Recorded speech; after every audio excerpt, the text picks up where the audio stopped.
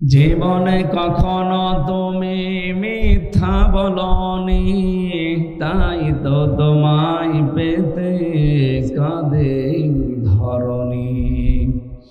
তোমারই মতো নেতা পেলেও ফুটত সুখেরই গোলা চামেলি বকুল। আলহামদুলিল্লাহ, বাংলাদেশের ঐতিহ্যবাহী জেলা কুমিল্লা। শুধু এই নামের কারণে আপনারা বিভাগ পাননি, এবার হবে ইনশাআল্লাহ।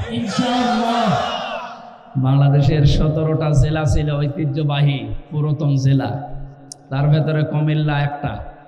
কিন্তু শুধু একজনের নামে, মোশতাক সাহেব কি এমন করেছিলেন, তার কারণে আপনারা এটা পাননি। প্রায় 18 লক্ষ মানুষ এই জেলায় বাস করে, এদের সবার মনে দুঃখ দিয়েছে উনি। সামনে আপনাদের দুঃখ থাকবে না, কুমিল্লা নামে বিভাগ হবে ইনশাআল্লাহ। বাংলাদেশে কুমিল্লা এবং নোয়াখালী এই দুই জেলাতে আলেম ওলামাদের বসবাস বেশি।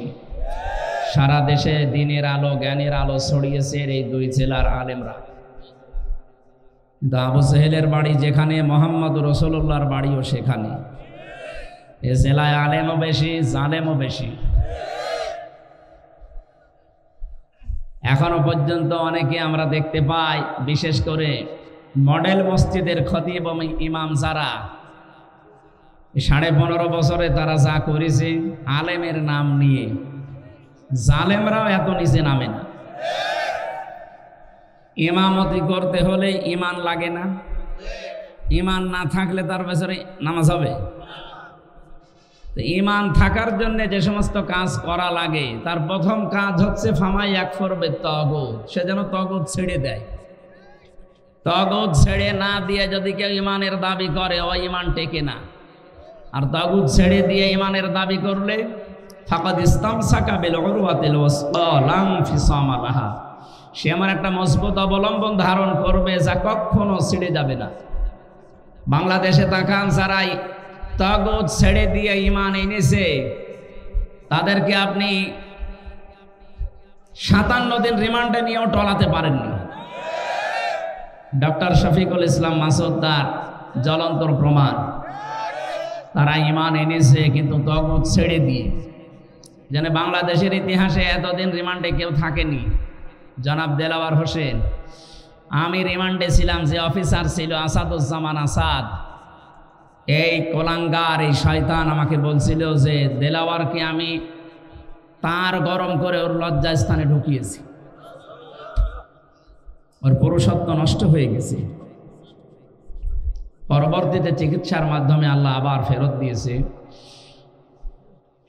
বলেন তো, এই মানুষগুলো এই যে 67 দিন 65 দিন যারা রিমান্ডে কাটিয়েছে, এত জুলুম, এত নির্যাতন, ফুটবলের মতো লাথি দিয়েছে 4-5 জন মিলে একসাথে, এত কষ্ট দিয়েছিল এই ভাইদেরকে, এরপরও তারা এক চুলও টলাতে পারেনি। কারণ তারা ইমান এনেছে তাগুত ছেড়ে দিয়ে।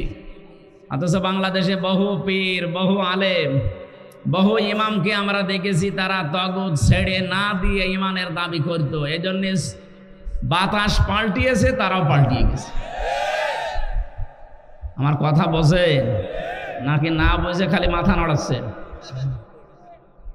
আশা করছে আপনি বুঝেছেন। সুতরাং যাদের ইমানই নেই, মান রাআ মিনকুম মুনকারান ফালিয়ুগাইয়্যিরহু বিয়াদিহি ফাইল্লাম ইয়াস্তাতি' ফাবিলিসানিহি ফাইল্লাম ইয়াস্তাতি' ফাবিকলবিহি ওয়া যালিকা আযআফুল ঈমান। রাহুল বুখারী। হযরতে আবু সাঈদ খুদরি রাদিয়াল্লাহু তাআলা আনহু থেকে বর্ণিত, তিনি বলেন, কেউ যদি শরীয়ত বিরোধী, মানবতা বিরোধী কোনো কাজ দেখে, সে যেন হাতের দ্বারা এটা বন্ধ করে। হাত মানে শুধু এই হাত না, এটা ক্ষমতার হাত, আইনের হাত, প্রভাব প্রতিপত্তির হাত, টাকা পয়সার হাত। আপনি কি যে জায়গায় আছেন ওখান থেকে এই সমস্ত পর্যায়ে আপনাকে এটা বন্ধ করা লাগবে। যদি এটা না পারেন, মুখ দিয়ে প্রতিবাদ করা লাগবে। এদেশে আমরা অনেকেই মুখের প্রতিবাদের ভাষা ছিল, কিন্তু তারপরেও করি নাই। এটাও যদি আপনার অনুকূলে না থাকে, আয়ত্তের বাইরে যায়, তাহলে সর্বশেষ আপনাকে মনে মনে সিদ্ধান্ত নেওয়া লাগবে, পরিকল্পনা করা লাগবে কি করে অন্যায় বন্ধ করা যায়। দুঃখজনক হলেও সত্য, ইসলামের বিরুদ্ধে, মানবতার বিরুদ্ধে প্রকাশ্য অবস্থান নিয়েছিল জালেমরা। 3 নাম্বার যেটা পরিকল্পনা করে এটা বন্ধ করা যায়, এইটাও অনেক আলেম, অনেক ইমাম, অনেক পীর, অনেক মুসলমান করে নাই। অথচ আদাফুল ইমান, আদাফ ইসমে তাফজিল, এর চাইতে নিচে আর ইমান নেই। একেবারে দুর্বল পয়েন্ট এটা। এইটাও যাদের না থাকে তাদের ইমান থাকে কি করে? আরো তারা সহযোগিতা করতো কি করে এদের আরো বিপদে ফেলা যায়। শহীদ আল্লামা দেলাওয়ার হোসাইন সাইদি রহমতুল্লাহ আলাইহি এখানে আসতেন না আগে? আমি শুনেছি ওখানে উনি এখানে আসতেন। আমি যেখানে ছিলাম আজকে এখানেই তিনি বিশ্রাম নিতেন। কোরআনের এই পাখি 50টা বছর বিশ্বের বহু দেশে কোরআনের আলো ছড়িয়েছে। অথচ তাকে যে মানুষগুলো মামলা দিয়েছিল, আপনাদের এই পাশের জেলা চাঁদপুরে বাড়ি, রেজাউল হক মাইজ ভান্ডারি, লাকসামে বাড়ি, আল্লাহর ওলির বাড়ি লাকসা, আর আরেকজনের বাড়ি এই যে নজিবুল বশর মাইজ ভান্ডারি, এই 2 জন মিলে মামলা দিয়েছিল। কোথায় আজ তারা? কোরআনের পাখি আজকে যদি বেঁচে থাকতেন, কুমিল্লাতে শুধু একবার আসার দরকার ছিল, কুমিল্লার চেহারা পাল্টিয়েছিল। আল্লাহর এই ওলির সাথে জেলখানায় আমি দেখা হয়েছিল। আমার মাথায় হাত দিয়ে বলেছে, কখনো সত্য কথা বলতে ভয় পাবা না। 10 মিনিট আমি ছিলাম তার কাছে। 10 মিনিটে আমার মনে হয় 50টা উপদেশ আমার দিয়েছিল। কয়েকটা আমার মনে আছে, তার ভেতরে এইটা, পরিস্থিতি যত কঠিন হোক, হেকমাতের নাম নিয়ে কখনো সত্য কথা বলতে পিছপা হবা না। এটা যেন আমি মরণ পর্যন্ত মানতে পারি, ডাইরেক্ট হোক আর ইনডাইরেক্ট হোক। বলেন আমিন। এই জন্য যারা ইমামতি করছে আমরা দেখতে পাচ্ছি অনেকের ইমানই নেই। জাতীয় মসজিদের ইমাম পর্যন্ত যদি পালিয়ে যায়, কি ইমাম উনি যদি ফ্রেশ থাকবে তা পালাবে কেন? কারণ ইমান এনেছিল তগুতের সাথে সম্পর্ক করে, তগুত ছেড়ে দিয়ে না। বলেন তো, যে লোকটা নৌকা মার্কা নিয়ে দাঁড়াতে পারে তার ইমান কতটুকু থাকতে পারে? আমি ভাই কাটসাট কথা বলছি, আমি কিছু লুকাতে পারি না। যে লোকটা নৌকা মার্কা নিয়ে দাঁড়াতে পারে তার ইমান থাকার কথা। তার সম্পর্কই তো তগুতের সাথে। তগুতের সাথে সম্পর্ক থাকলে তার ইমান আনা হয়নি। আল্লাহ এই জন্য প্রথমে শর্ত দিয়েছেন, ফামাই ইয়াকফুর বিত্তাগুত ওয়া ইউমিন বিল্লাহ। ইমান যদি কেউ আনতে চায়, প্রথম নাম্বারে তাকে তগুত ছেড়ে দেওয়া লাগবে।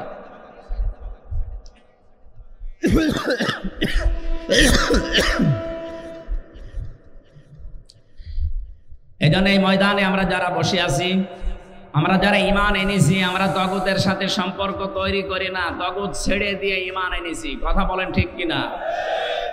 যে আল্লাহ আমাদেরকে দল, মত, জাতি, বর্ণ, ধর্ম নির্বিশেষে আজকে অনুষ্ঠানে নিয়ে আসলে খুশি হয়ে বলেন আলহামদুলিল্লাহ।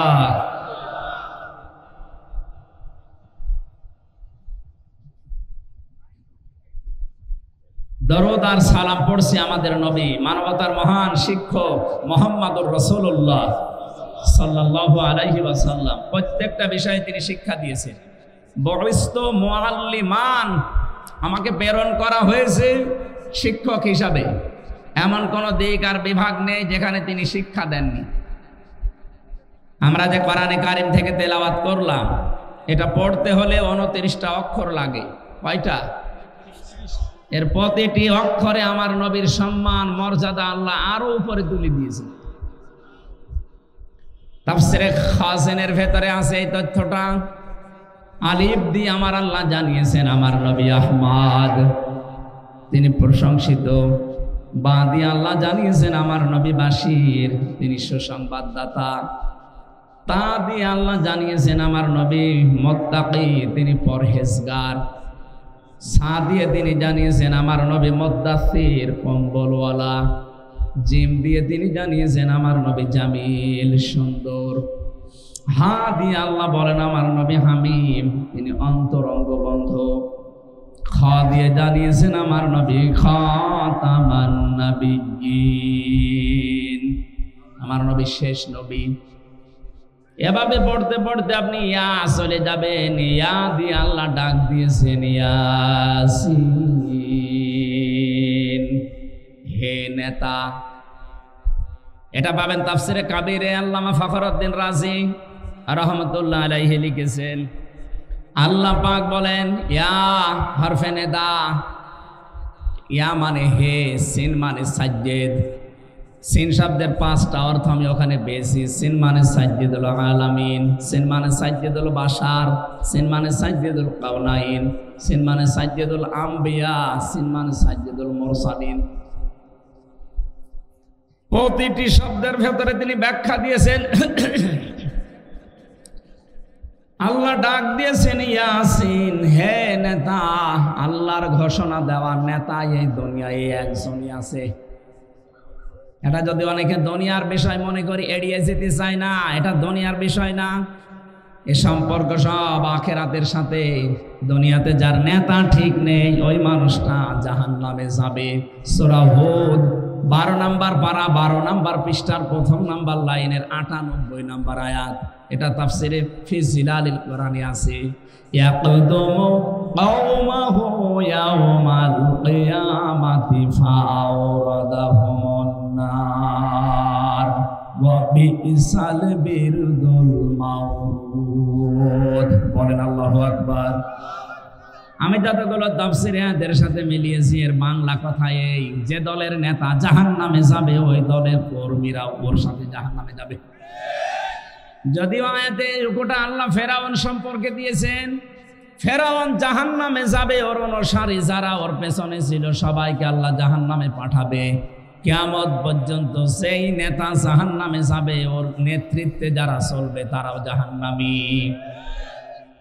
এবার আপনি নিজেকে প্রশ্ন করে বলেন তো, এটা দুনিয়ার বিষয় হয় কি করে?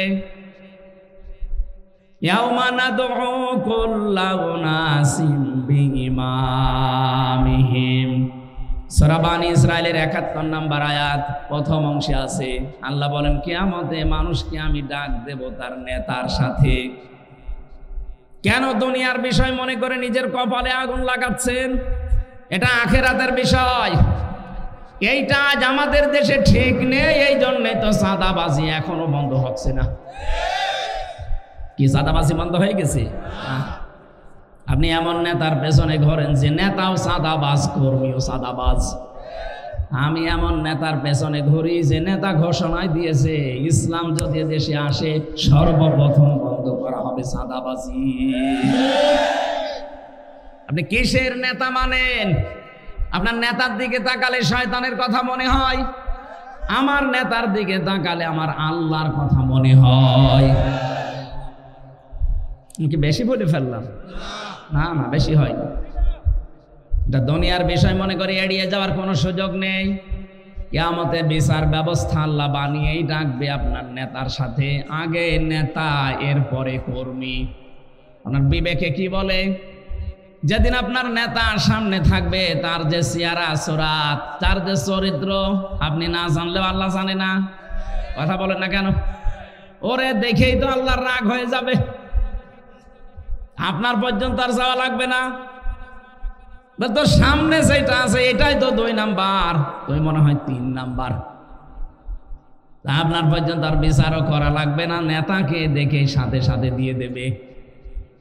এই জন্য কোরআনে কারিমে আমি যে আয়াত পড়েছি এর পরের আয়াতে আপনি দেখবেন সূরা নিসা 60 নাম্বার আয়াত, 59 নাম্বার আয়াত, রব্বুল আলামিন বলেন ইয়া আইয়ুহাল্লাযীনা আমানু আতিউল্লাহা ওয়া আতিউর রাসূলা ওয়া উলিল আমরি মিনকুম।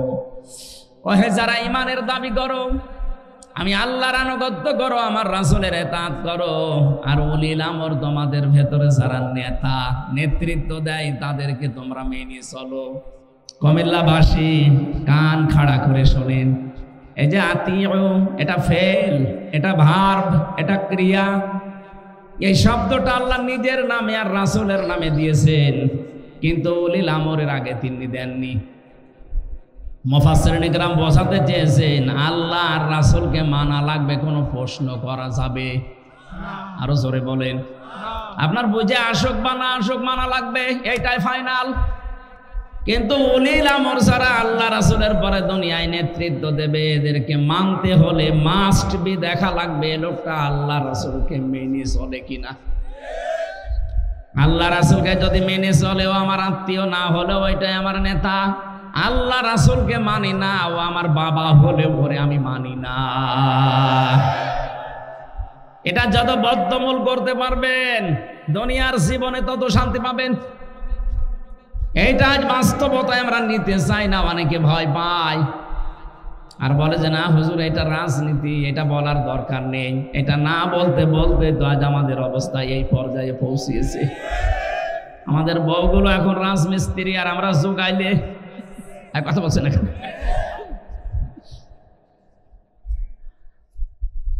ইয়াসিন বলে আল্লাহ ডাক দিয়েছেন, হে নেতা।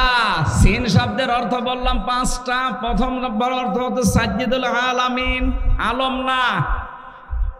এখন বিশ্বে 257টা রাষ্ট্র আছে, কিছুদিনের ভেতরে আরো 6টা রাষ্ট্র বাড়তেছে। কথা বোঝে কি? এই যে 7 সিস্টার যদি ভেঙে যায় আরো 6টা রাষ্ট্র বাড়বে।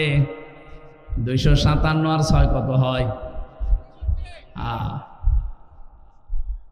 কয়েকদিন পরে পৃথিবীর মানচিত্রে আপনারা দেখতে পাবেন 263টা রাষ্ট্র হয়ে গেছে।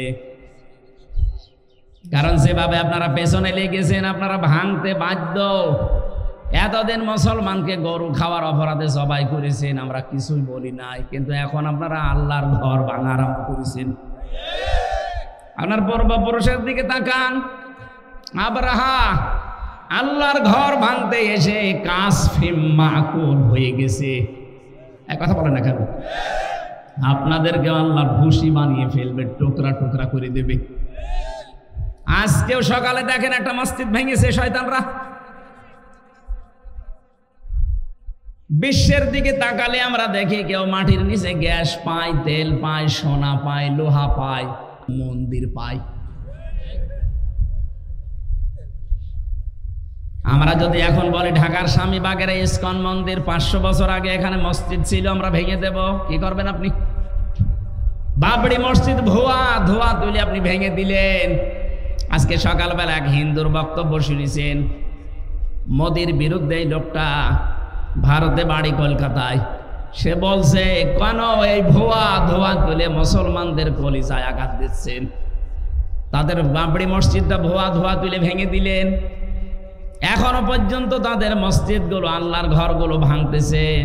আমাদের দেবতাকে কেউ গালি দিলে যেমন লাগে, তাদের আল্লাহকে গালি দিলে ওই রকমই লাগে। সব হিন্দু খারাপ না, কিছু উগ্রপন্থী হিন্দু আছে যারা, তাদের জন্য আজ হিন্দুদের বদনাম হয়ে যাচ্ছে। এই জন্য ভারতে যারা শুধু উগ্রপন্থী হিন্দু বাদ দিয়ে যত ধর্মের লোক আছেন, যত জাতির লোক আছেন, তাদের এই মুহূর্তে অন্তত সতর্ক হওয়া দরকার। এই উগ্র হিন্দু জঙ্গি এদেরকে থামানো, নাই তো এদের জন্য আপনি কিন্তু বিশ্বের বুক থেকে বিচ্ছিন্ন হয়ে পড়বেন। একটা প্রতিবেশীর সাথে আপনার মিল নেই, আফগানিস্তানের সাথে মিল নেই, পাকিস্তানের সাথে মিল নেই, নেপালের সাথে মিল নেই, মালদ্বীপের সাথে মিল নেই, ভুটানের সাথে মিল নেই, চীনের সাথে মিল নেই, মায়ানমারের সাথে মিল নেই। আমাদের সাথে মিল ছিল কন্যা যতদিন ছিল, কন্যা নেই, মিল নেই। তো কি আরম্ভ করেছেন আপনারা? আল্লাহর ঘরগুলো এভাবে ভেঙে দিচ্ছেন। আবার বলে যে আমরা চট্টগ্রাম নিয়ে নেব। আরে দাদা, আপনি কি যৌতুক নেবেন নাকি? আর মেয়ে তো পালিয়ে গেছে, যৌতুক কিসে? পালানো মেয়ের কোনো যৌতুক আছে না? ও মেয়ের বিয়েই তো আমরা মানি না। কারণ মেয়ে যার সাথে এতদিন আমরা বলতাম যে স্বামী স্ত্রীর সম্পর্ক, এটা তো একটা ভুয়া জিনিস। এটা ভুয়া না? কারণ যার সাথে গেছে তার সাথে তো আমাদের ধর্মে বিয়ে জায়েজ নেই।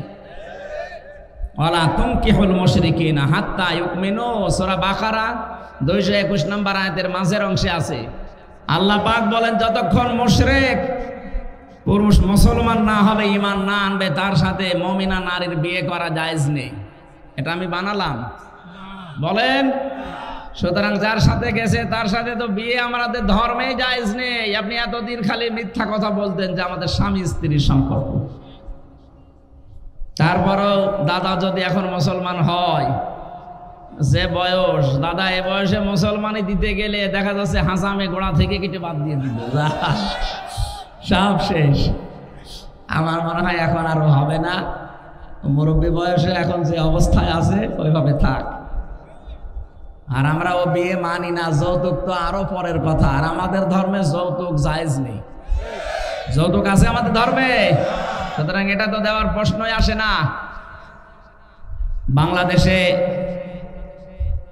আমিরে জামাত ডক্টর শফিকুর রহমান উনি ঘোষণা দিয়েছেন, এদেশের 1 ইঞ্চি না হাফ ইঞ্চি জমির দিকে কেউ যদি উল্টা পাল্টা নজরে তাকায়, নিয়ে নেওয়া তো দূরের কথা, শুধু যদি উল্টা পাল্টা নজরে কেউ তাকায় তার চোখ তুলে ফেলা হবে। আর এদেশের 18 কোটি মানুষ যদি জীবন দেয়, 36 কোটি দাদা নিয়ে জীবন দেবে। এক একজন অন্তত 2 জনের গলা চেপে ধরবো, এই কথা বলছে না কেন? ওদের মরণের খুব ভয়। আমি ভারতের বহু প্রদেশে গেছি, আমার তো আমার মনে হয় 16, 17, 18, 19 এগুলো সবই ওইদিকে কেটেছে। আমি কয়েক মাস ধরে পড়ে থাকতাম, ওদের বিভিন্ন প্রদেশে আমি গেছি।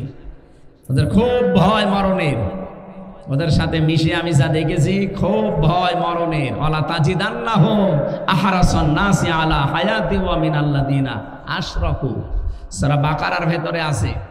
আল্লাহ পাক বলেন ওয়ালা তাজিদান্নাহুম, লামে তাকিদ নুনে সাকিলা, আল্লাহ গ্যারান্টি দিয়ে জানিয়েছেন অবশ্যই আপনি তাদেরকে দেখতে পাবেন জীবনের প্রতি খুব বেশি মায়া তাদের যারা মুশরিক।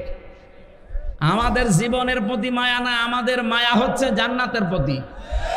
আর ওদের মায়া মরণের একটু ভয় দেখাবেন, পাগল হয়ে যাবে। খালি বর্ডার বন্ধ হয়ে গেছে, আলু পেঁয়াজ পচতেছে, ভয়ে এখন কান্নাকাটি আরম্ভ করেছে, মানে না খেয়ে মারা যাব। আমাদের এতদিন ভয় দেখাতো যে আমরা দেন না খেয়ে মারা যাব যদি খাবার না পাঠায়। আরে ভাই, আমাদের ঈমান যাই আছে, এই ঈমানের উপরে ভিত্তি করে আমরা বলতে পারি আমাদের মুসলিম জাতির বছরে 1 মাস না খেয়ে থাকা ফরজ। আর আমাদেরকে আপনারা খাবারের ভয় দেখান, এখন নিজেরা বেঁচে পড়েছি মরে। আমরা আহ্বান জানাচ্ছি, যেহেতু প্রতিবেশী এই হিসাবে উগ্রপন্থী হিন্দুদেরকে সারা ভারতবর্ষ মিলে থামাবেন। যে যে ধর্মে অনুসরণ করেন, কিন্তু এই উগ্রদের, এই জঙ্গিদেরকে থামান। তাম দুনিয়ার নিকৃষ্ট জাতিতে আপনাদের কিন্তু পরিণত করে দিচ্ছে। ডোনাল্ড ট্রাম্প পর্যন্ত 7-8 দিন আগে রেগে গেছে, কারণ খ্রিস্টান 2টা যুবতী মেয়েকে ভারতের মাটিতে ওরা একেবারে উলঙ্গ করে হাঁটিয়েছে। যে ট্রাম্পের এটা মনে নেই, ও যাতে মাতাল হলো তাহলে ঠিক আছে। এই জন্য অলরেডি ঘোষণা দিয়েছে না কয়দিন আগে, যে জানুয়ারির 20 তারিখে আমার শপথ নেওয়ার পরে আমার মেয়েকে যারা উলঙ্গ করে রাস্তায় হাঁটিয়েছে, আমার বোনকে, আমার মাকে, সেই ভারতের 16 লাখ লোক আমার দেশে আছে আমেরিকা, এখান থেকে সব পাঠিয়ে দেব। দাদার এবার ধুতি সামলাতে জীবন বের হয়ে যাবে। এই জন্য উল্টাপাল্টা জায়গায় হাত দিয়েছেন, এতদিন মিথ্যা ছড়িয়েছেন আমাদের দেশে সাম্প্রদায়িক সম্প্রীতি নেই, এখানে সংখ্যালঘু নির্যাতন হয়। এটা ডাহা মিথ্যা কথা। বলেন, ভয়েস অফ আমেরিকা, মাইক্রোসফট, এগুলো সব খ্রিস্টানরা চালায়। তাদের কথাগুলো শোনেন তো কি রিপোর্ট দিচ্ছে। আগস্টের 5 তারিখের পর থেকে আজ 4 মাস হয়ে গেল, এই দিনে সবচাইতে বেশি এই 4 মাসে এই 15.5 বছরের ভেতরে যারা অন্য ধর্মে আছে তারা সবচাইতে বেশি নিরাপদে আছে। আপনারা মিথ্যা ছড়িয়ে কি করবেন? এই তো আজ 4 দিন না 5 দিন আগে পঞ্চগড় এবং মাগুরা, এই 2 জেলা থেকে 2টা মহিলা গিয়েছিল ভারতে চিকিৎসা নেওয়ার জন্য।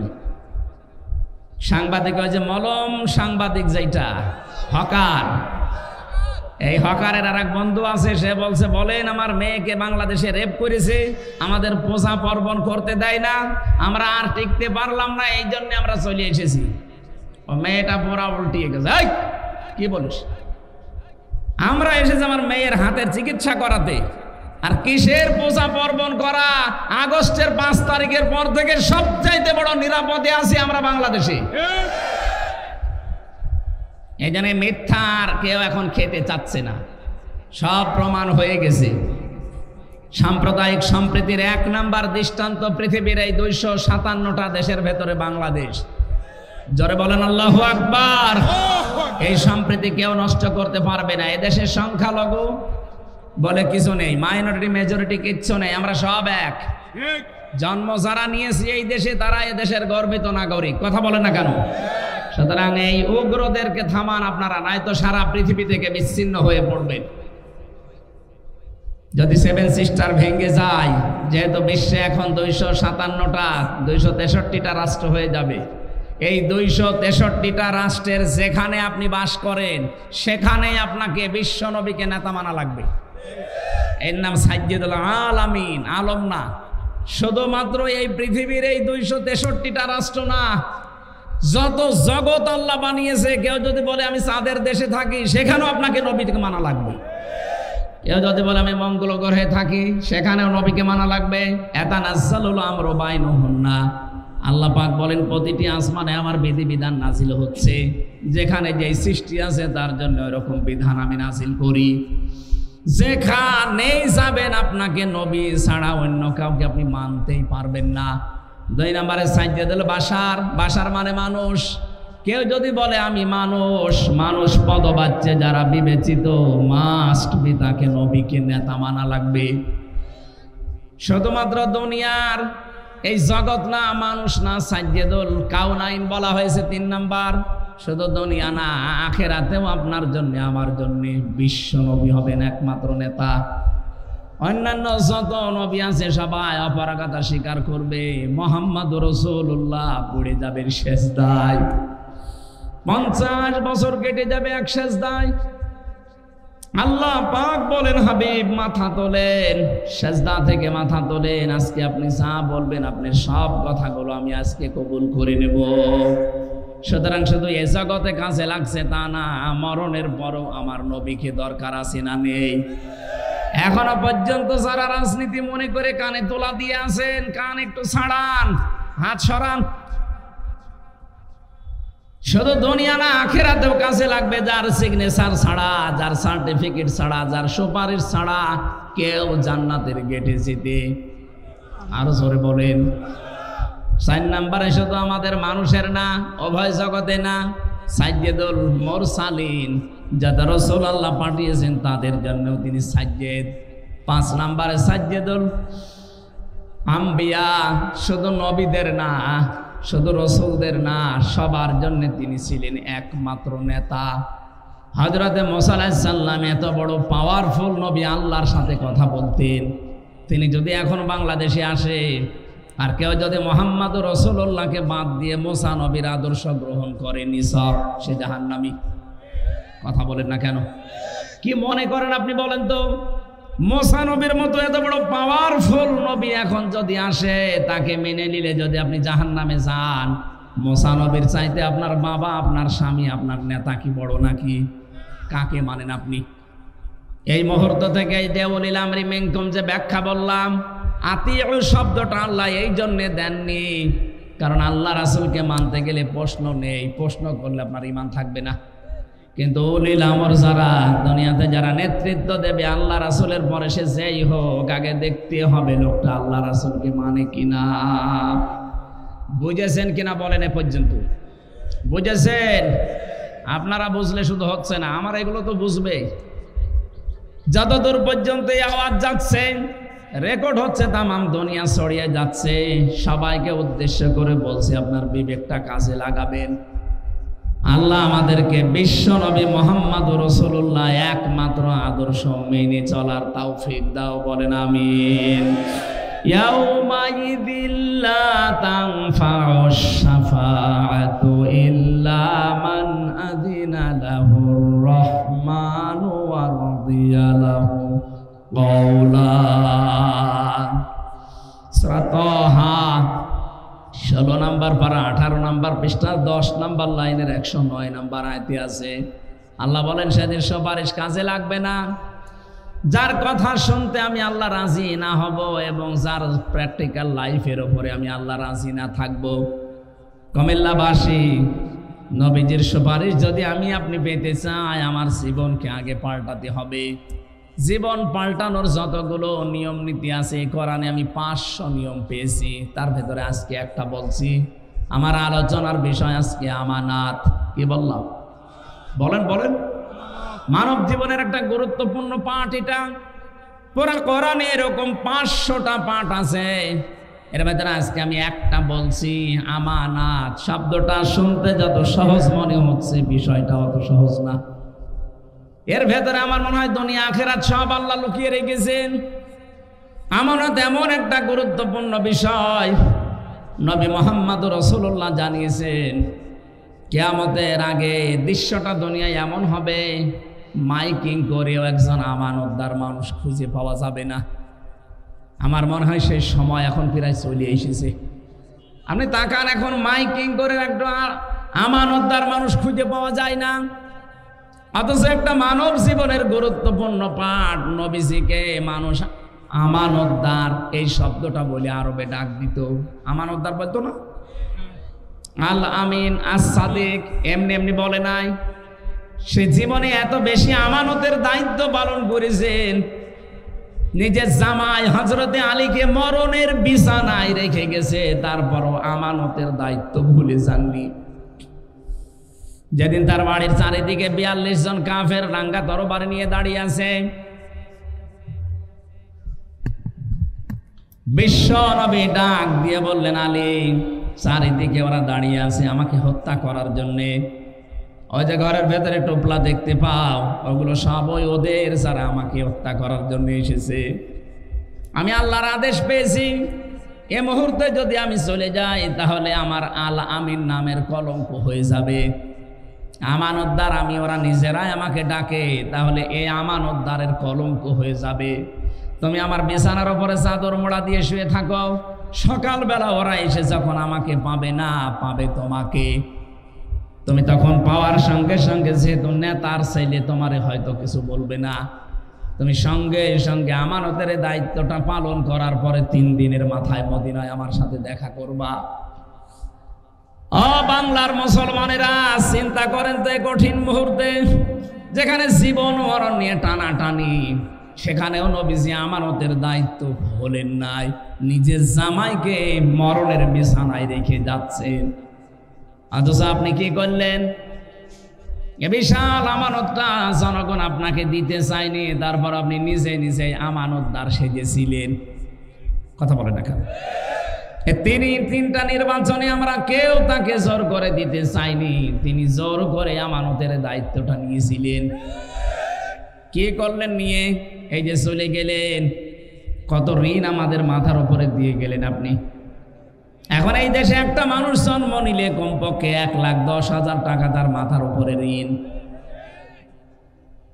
রিপোর্ট দেওয়া হচ্ছে এই দেশে প্রতি বছরে, এই 15.5 বছরে, প্রত্যেক বছরে 42,000 কোটি টাকা শুধু পাচার হয়েছে। এক দরবেশ সেই টাকা মেরে খেয়েছে 36,000 কোটি। এস আলম একটা কোলাঙ্গার ইসলামী ব্যাংক থেকে 80,000 কোটি টাকা মারিং কাটিং করেছে।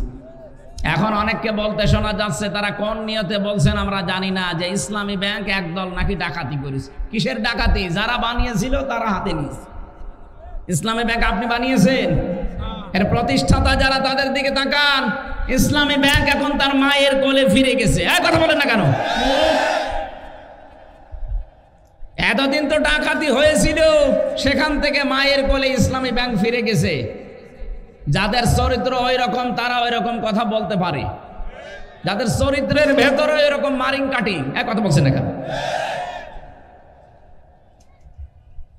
আমরা তো ঘোষণায় দিয়ে দিয়েছি আমাদের চরিত্রের ভেতরে কোনো মারিং কাটিং করার অভ্যাস নেই। যদি দেখাতে পারেন যে 1 টাকা কেউ মেরে খেয়েছে, শুধু প্রমাণ দেন।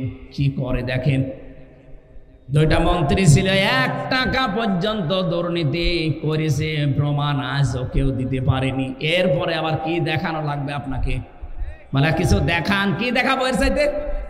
মন্ত্রীর জায়গায় থেকে যদি 4 আনা কোনো দুর্নীতি না পায়, এই বাংলাদেশের ইতিহাসে প্রথম যে মন্ত্রণালয় চালানোর পরে আবার কিছু টাকা বেঁচে গেছে, ওগুলো ফেরত দিয়েছে। কে দেবে বলেন? এই কুমিল্লা সাক্ষী কিছুদিন আগে নেতা এসেছিল, 5টা মোবাইল পাওয়া গেছে, সেটা আবার ফেরত দিয়ে দিয়েছে। বাংলাদেশের ইতিহাসে দেখান তো, এর চাইতে কি দেবে চরিত্রের মাধুর্যতা? আবার এই ঝঞ্ঝা বিক্ষুব্ধ পৃথিবীতে যেখানে একেবারে চরিত্র ঠিক রাখাই কঠিন, সেখানে এই মানুষগুলোই মোবাইল ফেরত দিয়ে যায়। যেখানে 5,000 টাকার 20,000 টাকার মোবাইল ফেরত দিতে পারে, এরকম মানুষের কাছে কোটি টাকা দিলেও এরা ফেরত দেবে। আর আপনার কাছে গিয়ে তো মোবাইল ফেরত না, মোবাইলের খাপও ফেরত পাওয়া যায় না। আর আপনি শুধু ফতোয়া দেন না ইসলামী ব্যাংক ডাকাতি হয়ে গেল। ডাকাতি এতদিন হয়েছিল, এখন তার মায়ের কাছে ফিরে এসেছে। নিজে তো একটা ব্যাংক বানাতে পারেন না, একজন বানিয়েছে, সেটা শুধু কিভাবে মারিং কাটিং করে খাবেন সেই পদ্ধতি আছে। নিজে একটা কিছু তৈরি করে জাতিকে দেখান, একটা সুসও তৈরি করতে পারে না, সে ফতোয়া দেয়।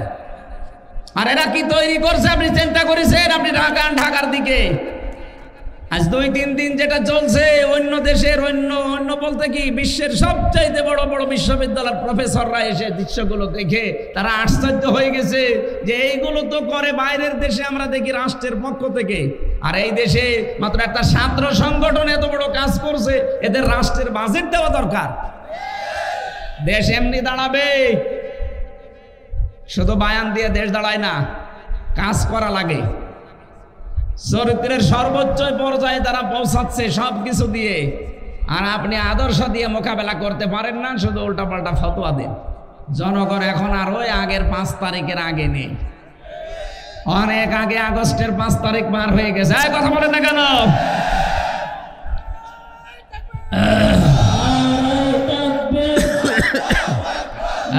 কথা বলতে দেন, কথা বলতে দেন। কুমিল্লাবাসী উনি 14টা সুটকেস নিয়ে চলে যাচ্ছে, আর নবীজি বলেন আলী এগুলো নিয়ে গেলে আমার আলামিন নামের কলঙ্ক হয়ে যাবে। আপনি এতগুলো সুটকেস নিয়ে চলে গেলেন, আপনার মুসলমান নাম আপনার হাজি নামের কলঙ্ক হইল না। সারা দুনিয়া থেকে এই যে এখন প্রকাশ হয়ে গেছে আমার দেশের মাধ্যমে, আপনি 14টা সুটকেস নিয়ে চলে গেছেন। পাইলটকে জিজ্ঞাসা করছে বাক্সগুলো উঠেছে, বলছে হ্যাঁ ম্যাডাম চলো। একটা মানুষকেও কিছু জিজ্ঞাসা করলেন না, কথাও বললেন না কারোর সাথে। আপনার এত দরকার সুটকেসের? যাওয়ার সময় যদি কাকু কেউ বলতো যে কাওয়া চলে গেলাম, কিছুই বলে নাই। আমারও বলিছেন, আমরা বলতে পারতো না যে 3 বছর জেল খাটালাম, কিছু মনে করো না, মাফ করে দিও, চলে গেলাম, এই কথা বলে না, তাও বলি। তো দোয়া চাবে চাইনি, ওই সময় তো বাইরে ছিলাম। আপনার সুটকেস এত দরকার যে সুটকেসের খবর নিয়েছে, এগুলো উঠেছে বিমানে, হ্যাঁ চলো এবার যান, ওগুলো নিয়ে চলে যান। আপনার নামের কলঙ্ক হয়ে গেছে, আপনি হাসি না, আপনি পাঁচি। আপনাকে মুসলমান বলতো মানুষের ঘৃণা হয় এখন। কথা বলে না কেন? নবীজির কাজ ছিল মানুষের বোঝা বহন করে দেওয়া, মানুষের বোঝা হালকা করা, আর আপনি মানুষকে বোঝা দিয়ে গেলেন। এই 2780 জন মানুষ এখন হাসপাতালে কাতরাচ্ছে, কারো হাত নেই, পা নেই, চোখ নেই, অন্ডকোষ উড়ে গেছে। এগুলো তার পরিবারের জন্য, সমাজের জন্য, দেশের জন্য বোঝা না? এই বোঝাটা তো আপনি দিয়ে গেলেন। আপনি যদি চলে যাবেন তো কয়েকদিন আগে গেলে তো এই বোঝাগুলো এ দেশ এখন আর বহন করা লাগে না। কথা বলে না কেন? কোটি কোটি টাকা ঋণ দিয়ে গেলেন আমাদের দেশে, চলে যাবেন তো আগের থেকে চলে যেতে পারলেন না। এই মহাসাগরে আমাদেরকে ভাসিয়ে রেখে গেলেন। এই জন্য আপনাকে নবীর উম্মত বলাও মনে হয় ঠিক না, কারণ নবীর কাজ ছিল মানুষের বোঝা। ও তাহমিলুল কাল্লা, ও তাহমিলুল কাল্লা, তিনি বোঝা বহন করতেন, হালকা করে দিতেন, আর আপনি বোঝা আরো দিয়ে গেলেন। ইন্নাকা লা তাসিলুর রহিমা, হে নবী আপনি ভয় পাবেন না। কিসের ভয় আপনার? আপনি তো মানুষের সম্পর্ক ঠিক রাখেন। আর 15.5 বছরে কার সাথে আপনার সম্পর্ক আছে বলেন? কোন আলেমের সাথে আপনার সম্পর্ক নেই। যেগুলো আলেম নামে সম্পর্ক ছিল সবগুলো জালেম। এই ফরিদউদ্দিন মাসউদ একটা টাটকানির ভেজাল জালেম। ওইটা কোরআনের পাখির নামে ও ফাঁসির আদেশ চেয়েছে শাহবাগে গিয়ে, ওটারে আলেম বললে গোনা হবে। যেই দিন এরকম উল্টাপাল্টা কাজ করেছে, আর একজনকে দেখতাম বাইতুল মোকাররমের ইমাম, কওমি জননী নাম দিয়েছে জালেমাকে। ওই দিন 76 জন আলেম আমার সাথে জেলখানায়, কওমি মাদ্রাসার মাওলানা মামুনুল হক সহ প্রত্যেকে বরদোয়া দিয়েছে। যে করলো কি এই লোকটা? হ্যাঁ, শাপলা চত্বরে হাজার হাজার মানুষকে যায় যে মহিলার ইঙ্গিতে দুনিয়া থেকে বিদায় করে দিল, আর আমরা এখনো পর্যন্ত যে মহিলার ইঙ্গিতে জেল খাটতেছি জেনার তহমত মাথায় নিয়ে। মামুনুল হকের মামলা কি ছিল? ব্যভিচারের মামলা। জেনার মামলা দিয়েছে আমার নামে, আর আমার জাতি ভাই হয়ে ওই জালেমাকে নাম দিচ্ছে কওমি জননী। ওই দিন একেবারে সারা দিন সারা রাত ধরে শুধু জেলখানে ওর নামে বরদোয়া হয়েছে। এগুলোকে জালেম বলবেন না আলেম বলবেন কোন কারণে আপনি? এই আলেম নামে জালেমদের সাথে আপনার সম্পর্ক, কোনো আলেমের সাথে আপনার সম্পর্ক ছিল না। আরো আলেমদেরকে ধরে ধরে কাউকে গুম করেছেন, কাউকে খুন করেছেন, কাউকে আটক করে রেখেছেন বছরের পর বছর। নিজেই আমার রিমান্ডে বলতো যে অফিসারগুলো যে আপনার কোনো দোষ নেই আমরা জানি, তে আমার দোষ নেই আপনারা নিজেরাই বলছেন, এভাবে আমাকে এত কষ্ট দেন কেন? এভাবে টাঙিয়ে রাখেন আপনাকে। আমার মাথায় দড়ি বাঁধা, আমার আছে ছাগল বেঁধে রেখেছে। আপনি হাসতেছে। আমি আর যাই হয় আমার নামের আগে একটা আলেম লেখা নেই। এক কথা বলেন না কেন? কিয়ামতে আল্লাহ আলেমদেরও যখন বিচার করবেন, হাদিস চারিদিকে ঘিরে নেবেন কুদরতের কাপড় দিয়ে, যেন অপমান বেশি না হয়। আর আপনি অপমান আরো যেন বেশি হয় সেই কাজ করেছেন। কালো কাপড় দিয়ে চোখ বাঁধা, হাত পেছনে বাঁধা, সামনে বাঁধলে তো হয়, পেছনে বাঁধে যেন হাত কেটে যায়। আবার ডান্ডা বেড়ি লাগানো পায়ের সাথে। আমার এমনি শরীর চলে না, 3টা বছরে তো কোনো চিকিৎসা দেননি। এই অবস্থায় যদি হাত বাঁধা, পা বাঁধা, চোখ বাঁধা, আবার মাথায় দড়ি দেওয়া, কি শুরু করেছেন? আবার মাথার উপরে টুপি দিয়ে দিত, হেলমেট, বুকে একটা কিছু দিত যেন কেউ গুলি না মারে। এই যে ভণ্ডামিগুলো শুরু করেছিলেন আলেমদের সাথে, সম্পর্ক আপনার কার সাথে ছিল? দেশের মানুষ আন্দাজে আপনাকে নাম দিত মানুষ কন্যা। যারা সামনাসামনি এরকম প্রশংসা করতো, কই তারা আজকে? আর সবগুলো আপনার বিরুদ্ধে বলছে। এই যে পলক, কথা বলেন না কেন? ইন্টারনেট বন্ধ করে দিয়েছিল আপনার ইশারায়, পলক এখন সব বলে দিচ্ছে। তাও তো এখনো পলককে ডিম দেয়নি, ডিম দিলে সব বলে দেবে। সম্পর্ক যারা ঠিক রাখে মানুষের সাথে, বিশেষ করে আত্মীয়তার সম্পর্ক, রক্তের সম্পর্ক, তাদের কোনো ভয় নেই। আর যারা এই সম্পর্কগুলো আরো নষ্ট করে, তাদের ভেতরে আল্লাহ ভয় ঢুকিয়ে দেয়। এমন ভয় দিয়েছে দুপুরের খাবার খাবার সময় পায়নি। খালি বলেছিল 5 মিনিট, তারপরও সময় দেয়নি। বলে না সে সময়ও নেই, ভয়তে আগেই পালিয়ে গেলেন। পৃথিবীতে যারা পালিয়ে যায় তারা আবার ফিরে আসে, এরকম ইতিহাস আমি পড়িনি। 805 বছর আগে পালিয়েছিল লক্ষণ সেন, আজও ফিরিয়ে আসেনি। এসেছে, চলে গেছে, হারিয়ে গেছে। কিছুদিন আগে আশরাফ ঘানি পালিয়েছিল, ফিরে এসেছে? এক কথা বলেন না কেন? মালদ্বীপের রাজা পালিয়েছিল, শ্রীলঙ্কার রাজা, ফিরে এসেছে? না, ফিরে আসার ক্ষমতা এখন আর নেই। এই যে আসাদ, বাশার আল আসাদ চলে গেছে, আসতেছে আর, আপনিও গেছেন আর আসবেন না। আপনার কথা মতো অনেকে এই দেশকে উস্কানিতে পা দিয়ে বিভিন্ন জায়গায় অঘটন ঘটাচ্ছে। এদেশের মানুষ কিন্তু সত্যি কথা বলছি, এখন আর আগস্টের 5 তারিখের আগে নেই। কেউ উস্কানিতে পা দিয়ে যদি এই দেশকে অস্থিতিশীল করার চেষ্টা করেন, এ দেশটা এখন ছাত্র জনতা আমাদেরকে আমানত দিয়েছে। এই আমানতের খেয়ানত আমরা করতে, আরো জোরে বলেন করতে। গোপালগঞ্জের কিছু মানুষ আবেগে লাফিয়েছিল, এমন পিটানো পিটিয়েছে পুলিশে, প্রশাসনে, আর্মিতে, পেছনে বান্দরের পেছনের মতো লাল হয়ে গেছে। ওই কয়েকদিন শুনলাম যে গোপালগঞ্জ থেকে কেউ যদি ঢাকায় আসে, বাসে আসবে, বসে আসলে 300 টাকা, দাঁড়িয়ে আসলে 1000 টাকা। কুমিল্লার মানুষের তো তার উপরে এমনি একটা রাগ আছে যে বিভাগ দেয়নি। বিভাগের মানুষ অন্তত বিভাগ হবে সামনে, যেহেতু এই জেলার মানুষ আবেগে যেন কারো চক্রান্তে পা দিয়ে, উস্কানিতে পা দিয়ে দেশের 12টা বাজানোর চেষ্টা করবেন না। যারা করেছে তারাও থামবে আশা করছি। এদেশে আমরা এখন সব এক, শুধু ওই 14 দল বাদ দিয়ে বাকি আমরা যারা আছি সবাই মাজলুম।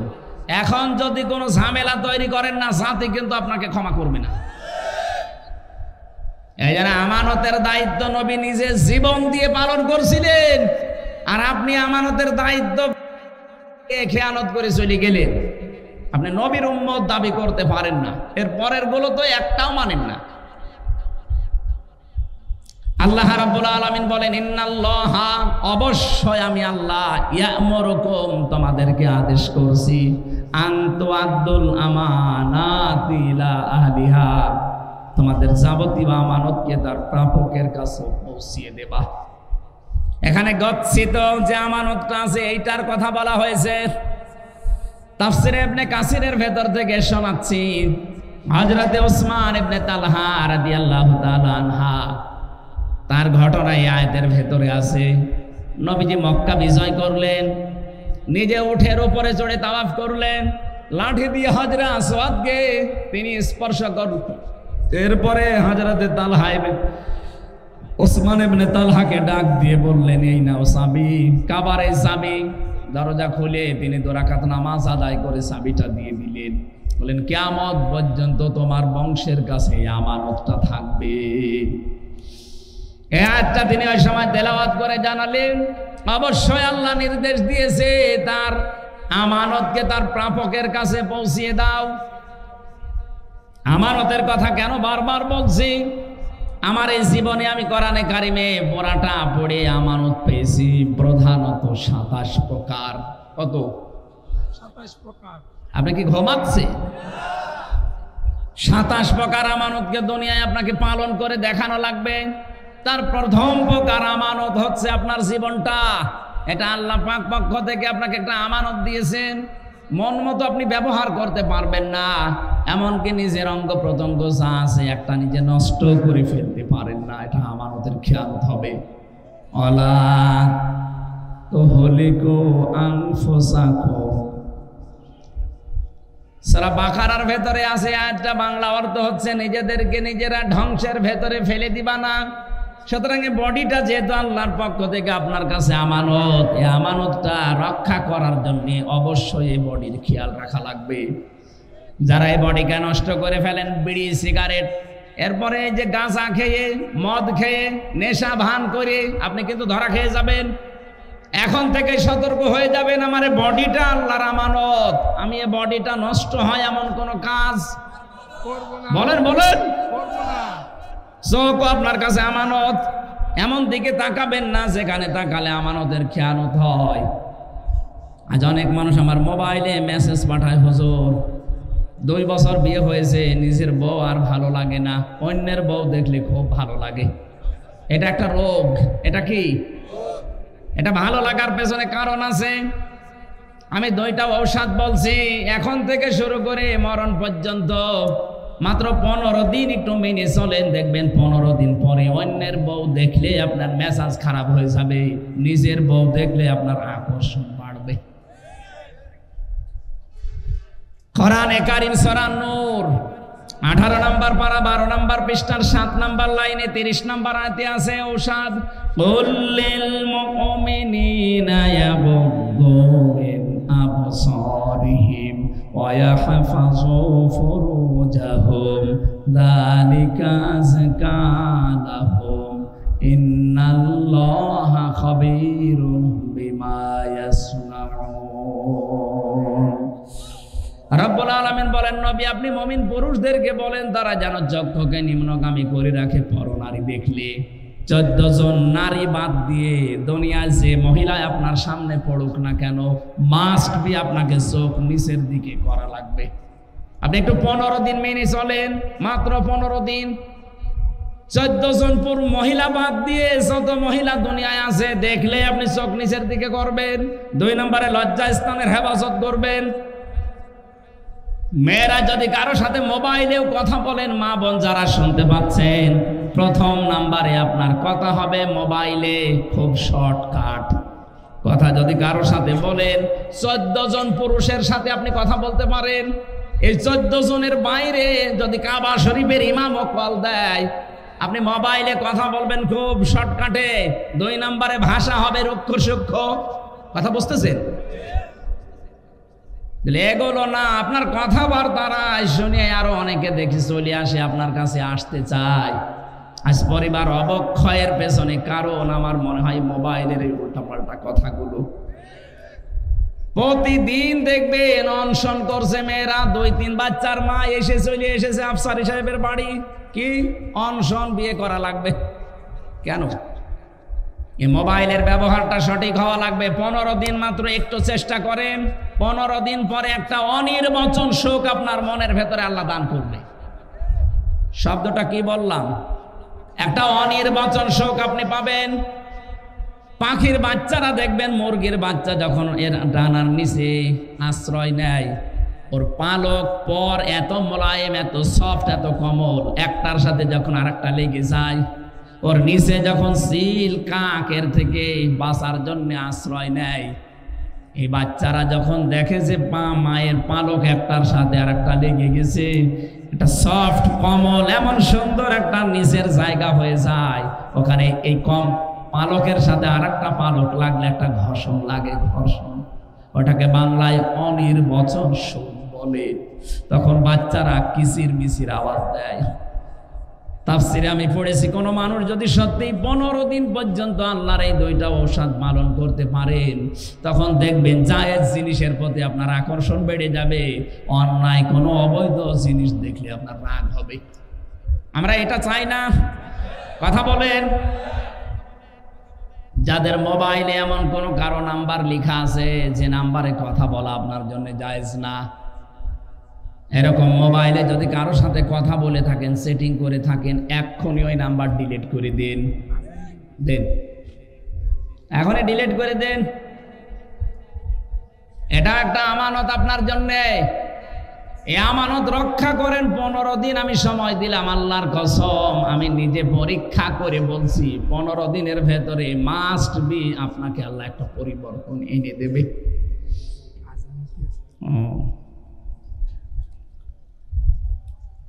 আমানতের ব্যাখ্যায় যতগুলো বিষয় আমি পড়েছিলাম, 27টা একটা একটা করে বলতে গেলে সময় চলে যাবে। এখন যেহেতু আমার পরে এখনো আলোচক আছে, তারা কথা বলবেন, আর আমার আবার আরেকটা অনুষ্ঠান মাগরিবের পরে আছে। আমি আমার শ্রদ্ধেয় বড় ভাই যে মুহাদ্দিস রফিকুল্লাহ আফসারী সাহেবের লেখা, উনি তো বহু বই লিখেছে, মনে হয় আমি একটা লিস্ট করেছিলাম 53টা। আজকে আমাকে একটা বই উপহার দিচ্ছে, এটা খুতবার বই, জমার খুতবা, এটা সম্পূর্ণ সৃজনশীল খুতবা। আমি বইটা পড়বো, আমি আশা করছি, ভাইয়ের কাছে চেয়েছিলাম, উনি আমাকে উপহার দিয়েছে। আপনারা সুযোগ পেলে বইটা ওনার গাড়িতে থাকতে পারে। শিক্ষিত মানুষ, বিশেষ করে ইমাম যারা, খতিব যারা, তাদের জন্য এটা লাগবে। আমি যেহেতু নিতে চাচ্ছি, আপনারাও নেবেন। আমার ড্রাইভার কই, এই বইটা গাড়িতে রাখো।